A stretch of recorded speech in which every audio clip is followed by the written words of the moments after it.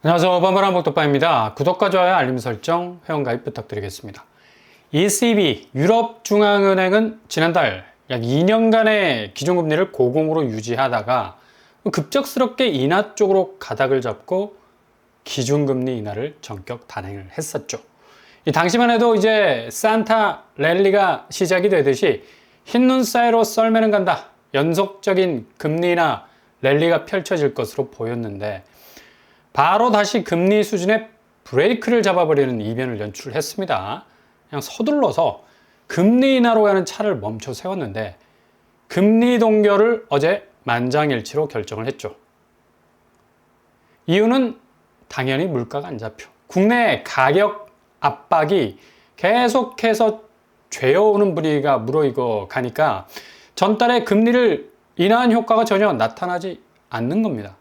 서비스 물가 상승률이 높았고 기본 물가 상승률은 내년까지 2025년도 언저리에 가서도 장담할 수 없다는 결론을 내놨죠. 되게 의외의 결과가 나온 거고 유럽이 서둘러 금리를 인하할 시점에 충분히 우려가 나왔던 부분인데 예상 그대로 가는 궤적을 전형적으로 보여주고 있다는 사실입니다. 그래서 결론적으로 기준금리를 4.5%로 동결해버렸습니다. 유럽은 이렇게 금리를 전달 전격적으로 내렸어도 우리와는 거의 1% 차이가 여전히 날 정도로 높아요. 한국은 3.5% 수준인데 참 걱정되는 부분이죠. 그럼에도 불구하고 이 수준에서 더 내려야 한다는 아우성도 자자한데 이거 도대체 한국적인 인플레 특성을 어떻게 극복할 수 있을지. 결국 유럽은 미국 연방준비제도 페드가 얼마나 빨리 기준금리를 인하하느냐 그 여부에 따라서 금리 동선이 달라질 것으로 밝히고 있는데 9월을 시작으로 일제히 금리가 내려가는 추세를 보이게 되면 그대로 따라가는 모션을 취하겠다는 발언도 하기도 했습니다. 근데 미 연준도 지금 9월 인하설에 무게가 실리면서 연준 자체보다 그 주변의 시장 분위기가 거의 연준의 멱살 잡고 끌고 가듯이 기준금리 인하 쪽으로 억지로 데려가고 있는데 이게 정말 되겠냐고. 요즘 미국 내 인플레 지표가 다소 누그러진 지표가 나온다 해서 지금 미국 경제 자체가 물가 상승률을 억누를 만한 기저의 힘이 근데 재정적자 누적이라는 펑크가 워낙에 크게 뚫려 있어서 움직이기가 워낙 힘든 상황에 놓여 있다는 사실이죠. 오늘 도널드 트럼프가 공화당 대선 후보로 수락을 하는 세레모니가 있었는데 여기서 아주 중요한 센텐스를 말했습니다. 이틀 전에는 직접적으로 선거 전에는 금리를 내리지 말라 경고성 발언을 했었습니다. 근데 웃긴 건 대통령이 이런 권한이 실제적으로는 없다는 건데 그래도 연준 의장 파월은 트럼프가 임명한 사람인데 이런 분위기가 흘러나온다는 거 신경 쓰이지 않을 수 없는 부분이라 할 수가 있겠죠. 근데 오늘 공화당 전당대회에선 이틀 전과는 완전히 다른 스탠스 보여줬습니다. 금리를 낮출 수 있을 것. 그러나 직접적인 권한은 없다는 식으로 월스트리트 저널이 기사를 냈어요. 이거 완전히 물과 기름 같은 발언들 아닙니까? 근데 여기서 의도를 잘 읽으셔야 됩니다. 액면으로 보자면 인플레를 종식시키기 위해서 금리를 내리겠다라고 말을 했는데 이거 이치에 전혀 맞지 않는 말이죠. 통화 가치가 떨어져서 유동성이 확대되면 금리를 세리 올려서 긴축으로 가야 인플레를 진정시킬 수 있는데 오히려 금리를 내리겠다? 이런 센텐스는 일단 인플레 잡겠다는 말이죠. 그 다음으로 금리를 인하하는 쪽으로 움직여 보겠다는 말인데 월스트리트 저널에서는 미 연준의 독립성에 생채기를 낼 수 있는 말이 될 수 있다는 논조로도 기사가 나온 걸 봐선 여전히 초반에 말씀드린 유럽중앙은행이 자국의 리스크, 그러니까 물가 리스크를 전혀 고려하지 않을 수 없다라는 점. 일단 트럼프가 넘어야 할 산은 인플레이션 물가가 고공행진한다는 걸 종식시켜야 한다는 과제를 말한 건데 좀 당장 보호무역이라는 셧다운이 시작이 되면 물가가 자극을 받지 않을 수 없는 구도로 가게 되죠. 그러니까 오늘 연설에서도 중국에 대한 자동차 관세를 200%까지 매긴다고 하지 않았습니까? 정말 이거 중국을 제대로 매기는 말인데, 이렇게 보호무역 장벽이 높아지게 되면 자연 미국 내 물가는 끝도 없이 오를 수 있는 변화 맞이할 수밖에 없습니다.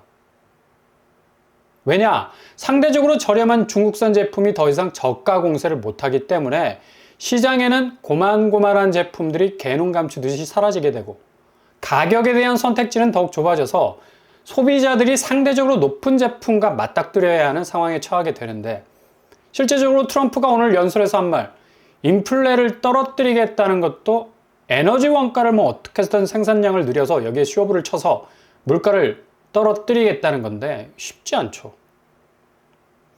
동아시아에서 오는 저가의 수입품들이 진열장에 없는 이상은 이렇게 지표적인 계산식으로 물가를 잡겠다는 건 사실상 불가능합니다.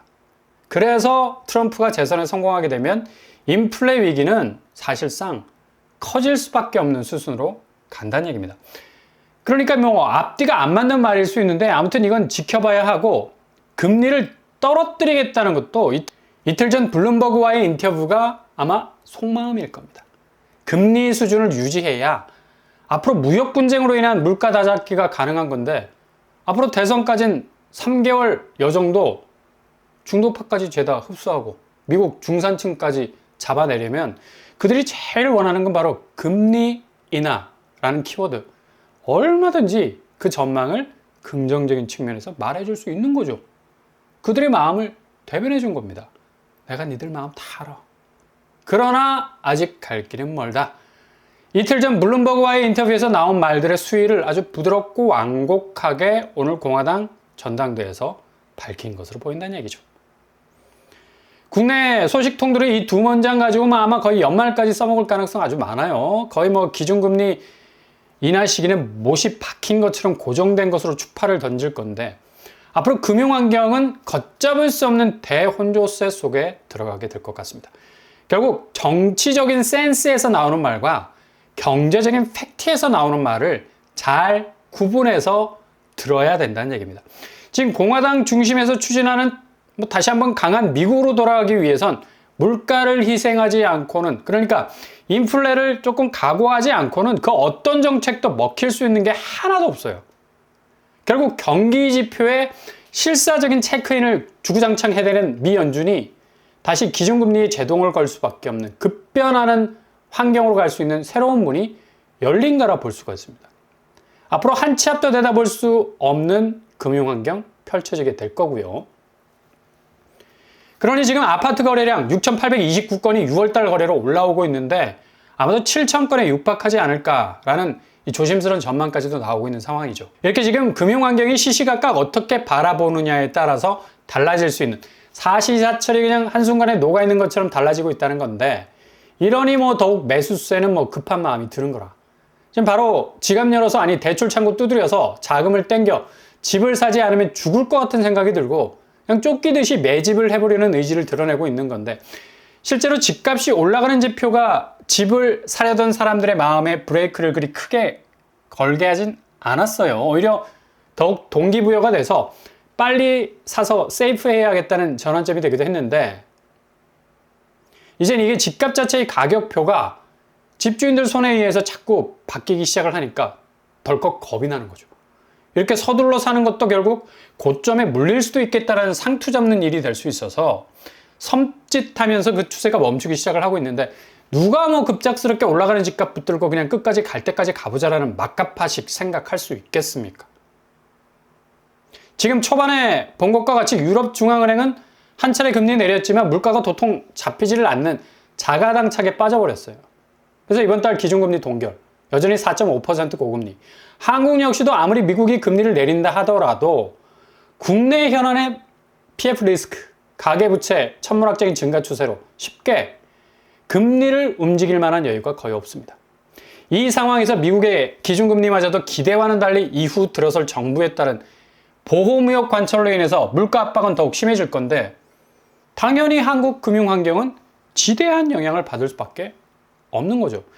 이게 딱 머리에 그려지기 시작을 하니까 매수세가 7월 들어서 주춤해지는 슬로우 현상이 일어나고 있는 겁니다.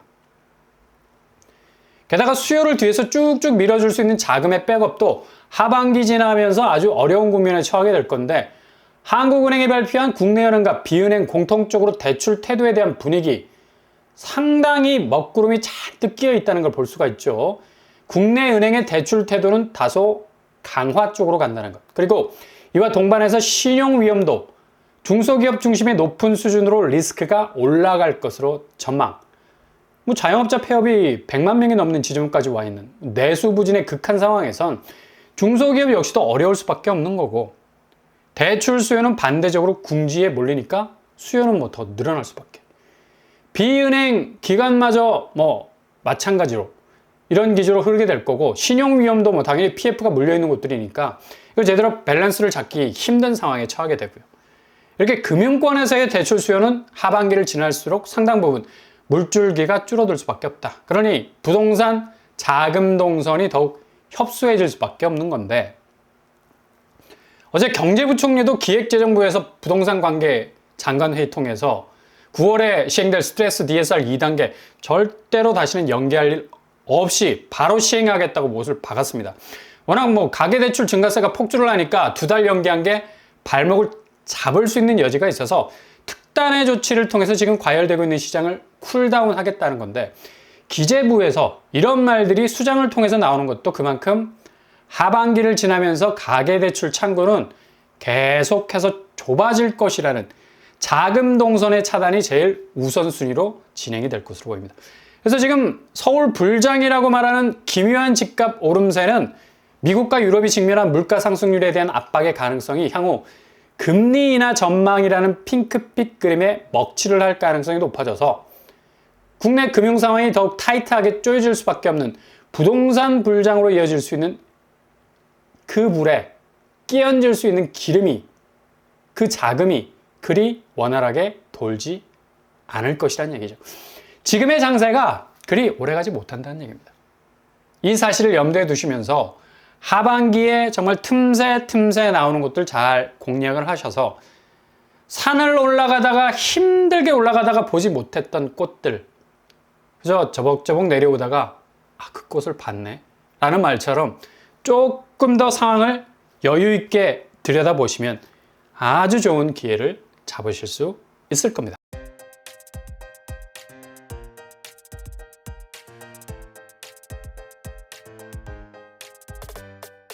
오늘의 부동산 캐릭터처, 유럽의 분위기 심상치 않게 돌아가고 있습니다. 결국엔 기준금리 인하라는 핑크빛 전망 실현한 곳인데, 그만 물가가 발목에 딱 잡혀가지고 트럼프가 대선에서 이긴다면 인플레이션 종지부 찍겠다 했는데, 동시에 중국에는 200% 관세 물릴 건데, 아니 보호무역 철옹성이면 미국 물가 수직으로 오를 건데요.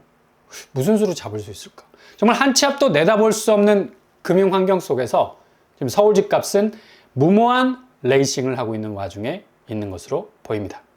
과연 그 결과가 어떤 해답을 줄 것인지 잘 지켜보실 수 있길 바랍니다. 오늘도 응원합니다. 항상 여러분의 길이 꽃길만 되실 수 있길 바랍니다. 이상으로 뻔뻔한 복독방 마치겠습니다. 구독과 좋아요 부탁드립니다. 감사합니다.